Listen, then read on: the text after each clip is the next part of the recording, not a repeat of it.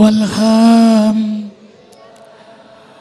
ولا إله إلا الله والله أكبر سبحان والهام ولا إله إلا الله والله أكبر. Assalamualaikum warahmatullahi wabarakatuh. Ayahanda Tunggul Dzulkarnain, Bang Jul, semua ikhwatal iman rahimakumullah. Orang beriman itu orang yang selalu bahagia. Belum di akhirat, di dunia Allah bahagiakan. Karena ia tahu hidup ini adalah ujian dari Allah yang memiliki sifat dominan Ar-Rahman Ar-Rahim. Maka segala ciptaan dan peristiwa yang terjadi rahmatnya, ilmunya, kebijakannya.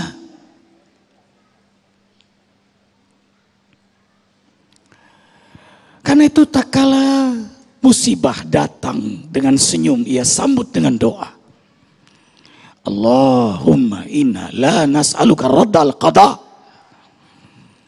walakinna lutfa fi. Ya Allah, ya Rabb, kami bukan menolak takdirmu. Takdirmu adalah takdirmu. Siapa yang bisa menolak kalau sudah takdirnya datang? Kayak apapun kita berjuang untuk sehat, ada saat sakit. Berjuang selalu senang, ada saatnya musibah. Berjuang untuk selalu terus hidup, pada akhirnya semua mati. Siapa yang bisa menolak takdirnya? Kami bukan menolak takdirmu, takdirmu adalah takdirmu. Tapi beri kepada kami, beri kepada hamba keikhlasan, kesabaran, ketawakalan, husnuzon, baik sangka, dan al-lutfu, kecerdasan menangkap bahasa hikmah di balik segala takdirmu. Arifin ulang, kecerdasan menangkap bahasa hikmah di balik segala takdirmu. Wallahu alladzi khalaqakum wa ma ta'malun. Allah yang ciptakan kalian dan segala peristiwa yang terjadi pada kalian. Mana ada yang kebetulan? Begini begitu kisahnya saja. Sebenarnya semua iradah Allah, Qudratullah. Begitulah orang beriman memandang segala ciptaan dan segala peristiwa. Senyum, bahagia. Musibah membuat dia makin dekat kepada Allah. Lulusan SD, syaratnya untuk naik SMP dia mengalami ujian dulu. Terpuji karena teruji. Terpuji karena teruji. Lagi pula tidak lama menghadapi ujian. Kalau memang ujian itu membuat dia semakin dekat pada Allah dan dibersihkan dosanya, hatta syaukati yushakuha ila kafarallahu biha, sampai duri yang menusuk orang beriman itu adalah ampunan dari Allah. Sakit satu malam orang beriman membersihkan dosa setahun baginya. Allahu Akbar, walillahil hamd. Allah punya sifat dominan Ar-Rahman Ar-Rahim, berarti segala peristiwa ada rahmatnya. Allah memiliki sifat Al-Hakim, berarti segala peristiwa ada kebijakannya. Allah Al-Alim, maha mengetahui, maha berilmu, berarti segala peristiwa ada ilmunya. Maka segala kejadian ada rahmatnya, ada kebijakannya, ada ilmunya. Blessing in disguise. Rahmat selalu Allah sembunyikan di balik musibah. Hanya hati yang bersih yang mengenal Allah, ma'rifatullah. Allah ilah, Rabb, Malik, Khalik alam semesta ini. Tidak mungkin kekasih menyakiti kekasihnya.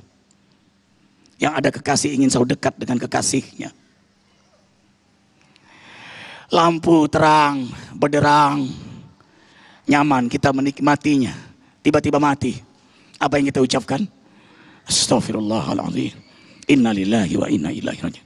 Kemudian setelah gelap, tiba-tiba menyala. Apa yang kita ucapkan? Alhamdulillahirabbil alamin. Seandainya tidak mati, lalu kemudian tidak menyala, tidak ada istighfar, tidak ada tahmid. Beginilah cara Allah menyentak, menyadarkan agar kita ngeh bahwa Dialah Maha Kuasa, agar kita sadar bahwa Dialah pemilik alam semesta, agar kita tahu diri bahwa kita hanyalah makhluknya. Kenapa lillah? Ini yang meninggal keluarga, ini musibah besar. Kenapa lillah? Rabbil alamin. Bukan maunya kita, maunya Allah. Maka boleh jadi kematian itu rahmat Allah. Musibah itu ampunan dosa. Sakit itu cara Allah mendekatkan diri kita kepada Allah. Masalah tarbiyah Rabbani membuat kita semakin dekat pada Allah.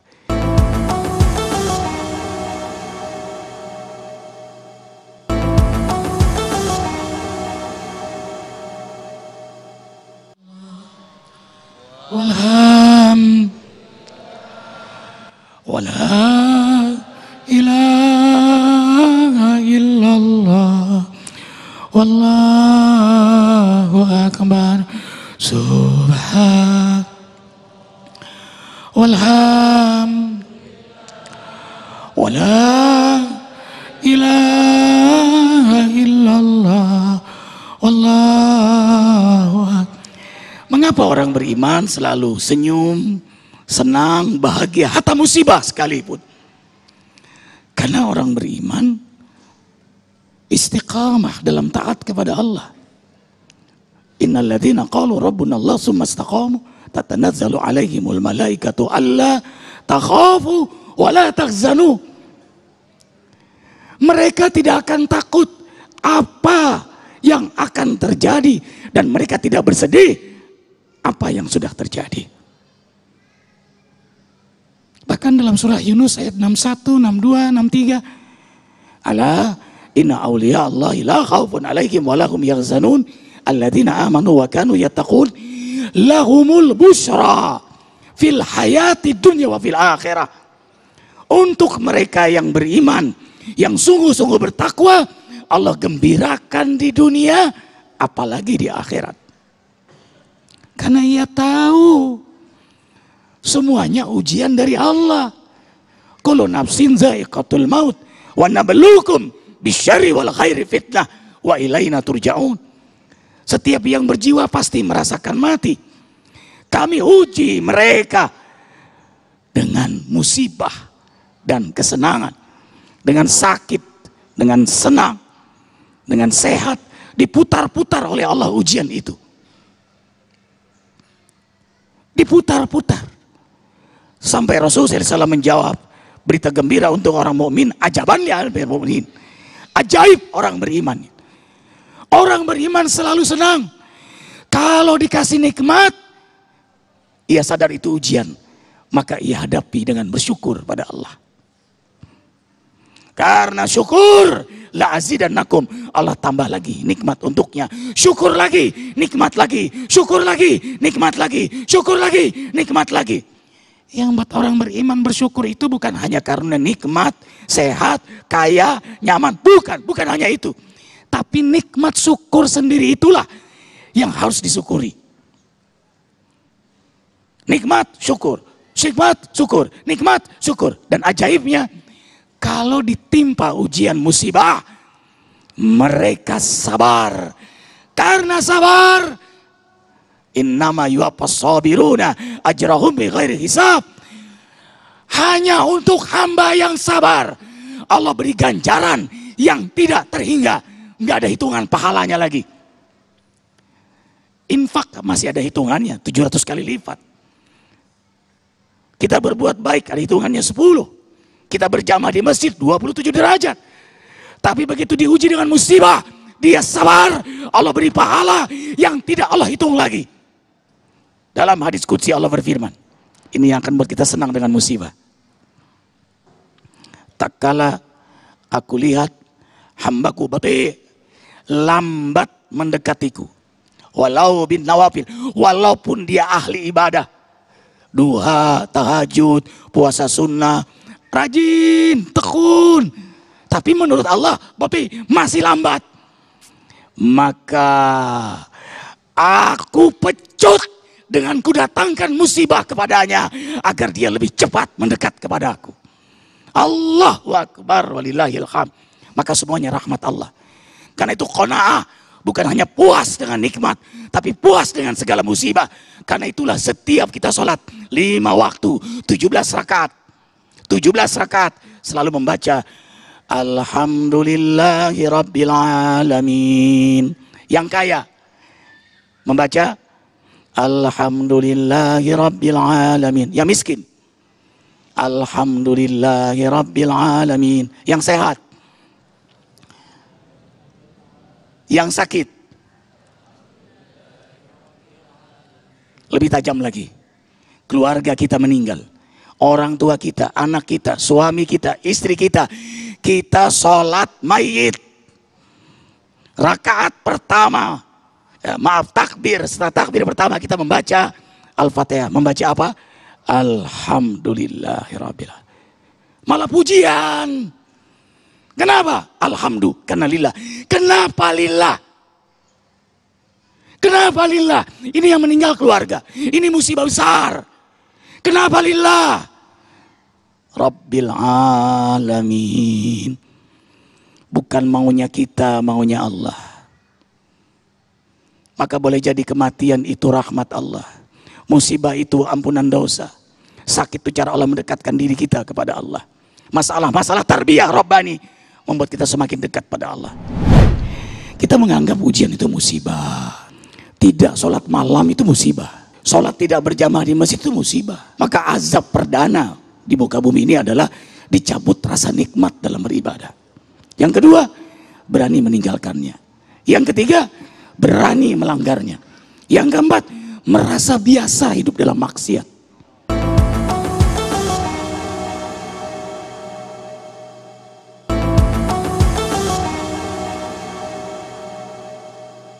Pemirsa, Anda masih bersama kami Damain Saku yang mengangkat tema yaitu tentang bencana.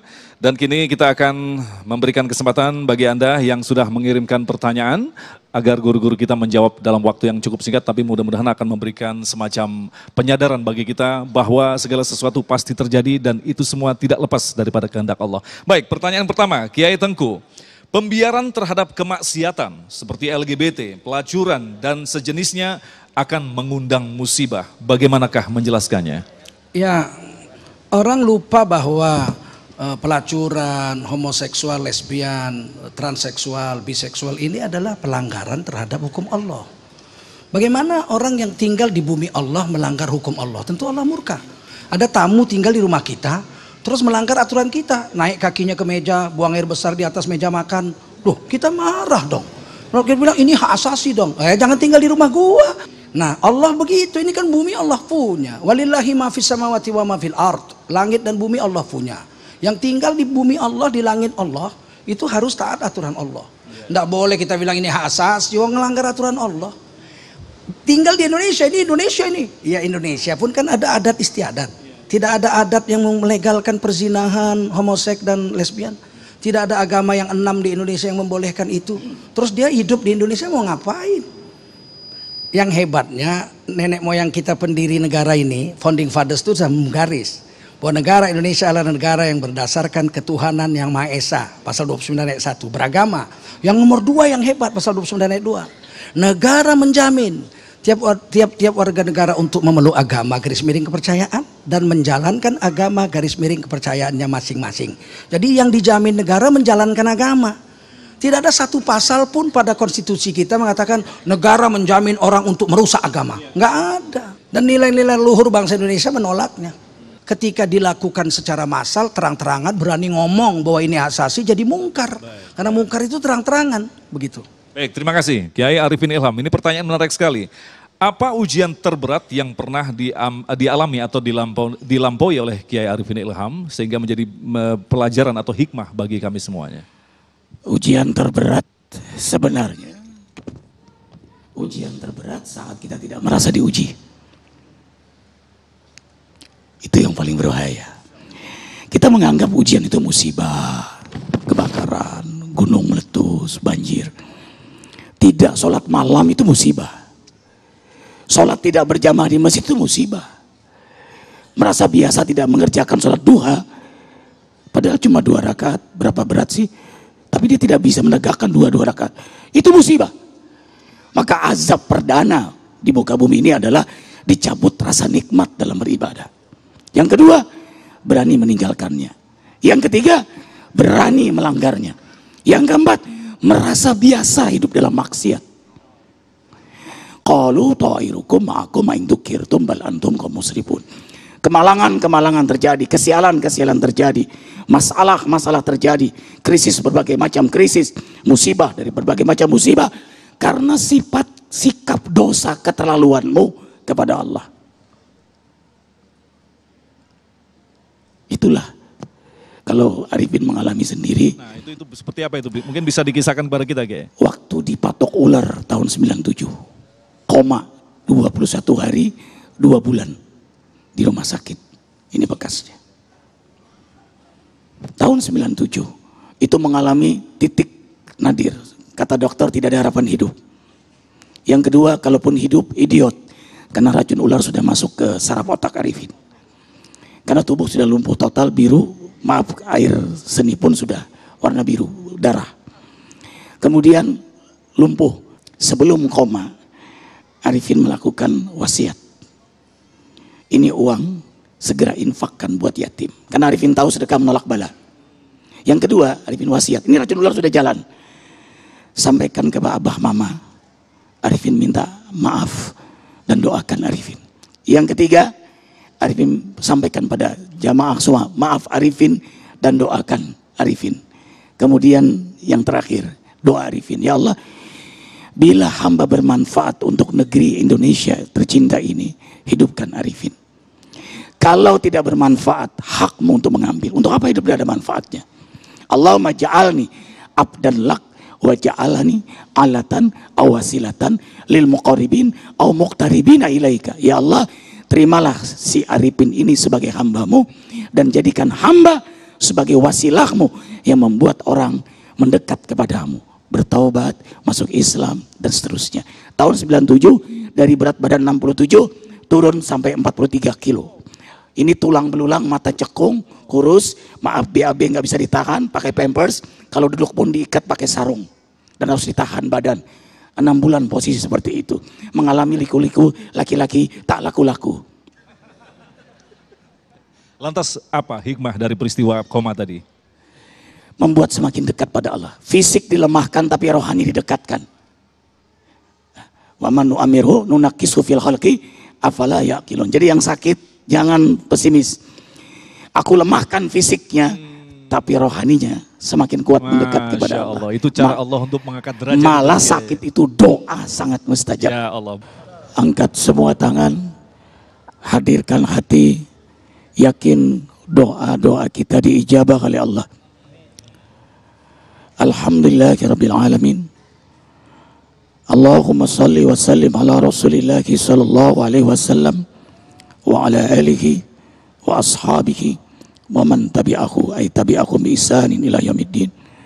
Duhai Allah Maha menatap, Engkau mengetahui segala apa yang telah kami perbuat. Telah banyak dosa yang kami lakukan. Telah banyak maksiat yang kami sembunyikan. Dan banyak orang-orang yang kami zalimi. Kalau Engkau tidak beri kesempatan kami bertaubat, kalau Engkau tidak ampuni seluruh dosa-dosa kami, pastilah kami semua akan celaka. Ya Allah, atas rahmat-Mu juga Kau izinkan detik ini kami masih bernapas, padahal begitu mudah Engkau mewafatkan kami. Kau perkenankan kami menengadahkan tangan kepadamu. Berarti engkau masih membuka rahmat-Mu untuk kami semua. Rahmatilah kami semua dengan ampunan-Mu. Ampunilah seluruh dosa-dosa kami. Dari mulai akil balik, dari mulai kami melakukan dosa, hingga engkau mewafatkan kami. Jangan biarkan terus kami berbuat dosa. Cukup ya Allah. Jangan kau siksa kami dengan tidak sanggup menahan kekuatan nafsu dan dunia kami. Tancapkan di hati kami kekuatan iman, agar kami bisa merasakan betapa indahnya, betapa bahagianya mencintaimu, betapa indahnya, betapa bahagianya hidup dalam syariatmu dan sunnah Nabi-Mu Muhammad SAW. Allahumma haqiqna bittaqwa wal istiqamah. Ya Allah, tetapkan hidup kami dalam ketakwaan dan istiqamah. Allahumma ya Allah. Allahumma inna nas'aluka raddal qada walakin lutfa fi. Ya Allah, kami bukan menolak takdir-Mu, takdir-Mu adalah takdir-Mu. Beri kepada kami keikhlasan, kesabaran, ketawakalan, husnuzon, baik sangka, dan al-lutfu, kecerdasan, menangkap bahasa hikmah di balik segala takdir-Mu. Ya Allah, berkahilah kami, berkahilah sisa-sisa umur kami, berkahilah rumah tangga kami, berkahi zuriat kami, berkahi dakwah kami, TV1 Damai Indonesiaku ini ya Allah. Di usia yang ke-12 ini ya Allah, semakin berkah harokat dakwah kami, berkahi negeri kami Indonesia dengan keteladanan ulama, amanahnya umara, dan ketakwaan rakyat negeri tercinta ini. Hasbunallah wa ni'mal wakil, ni'mal maula wa ni'man nasir, la haula wa la quwata illa billahil aliyyil azim. Berkahi seluruh umat Nabi Muhammad sallallahu alaihi wasallam. Sama-sama, Rabbana atina fid dunya hasanah wa fil akhirati hasanah wa qina adzabannar. Subhana rabbika rabbil izzati amma yasifun. Salamun alal mursalin alhamdulillah. Subhanakallahumma bihamdika asyhadu an la ilaha illa anta astaghfiruka wa atubu ilaik. Maafkan kami. Assalamualaikum warahmatullahi wabarakatuh.